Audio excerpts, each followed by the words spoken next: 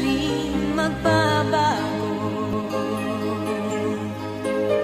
Ang pag-ibig na inalay ko sa'yo, kaya ko na tanggapin ang sakit